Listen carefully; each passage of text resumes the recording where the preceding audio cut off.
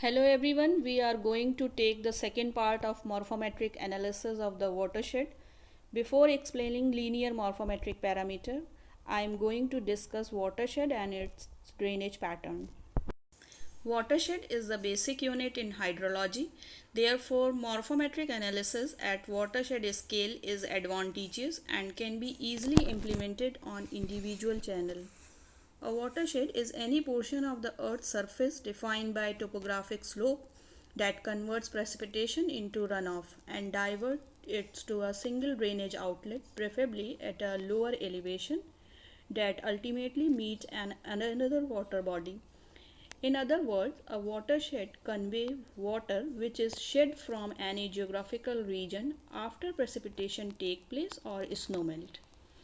Watershed play a significant role toward development of landform and hence find its importance in the numerous geomorphic studies. Figure shows the illustration of watershed as boundary of watershed, tributary, stream channel, etc. Drainage pattern reveals important information both at surface and subsurface level. It reflects the impact of initial slope, structural pattern, rock composition, and the geomorphic and tectonic history of the basin or catchment. Dendritic drainage pattern is the most common type of drainage pattern, which is generally developed in the region having medium textured soil, that is loam soil. This pattern is similar to the root branching of a tree.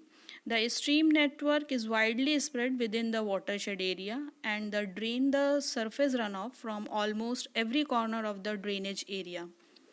Rectangular drainage pattern developed along the fault line where streams tends to flow along these fault line in a grid-like or rectangular pattern, and streams are controlled by the geological bedrock formation.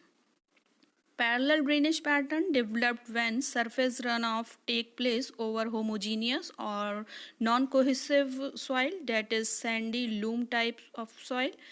Trellised drainage pattern developed when there is a strong structural control of the bedrock over the stream. Stream aligning themselves along the bedrock on account of geological formation.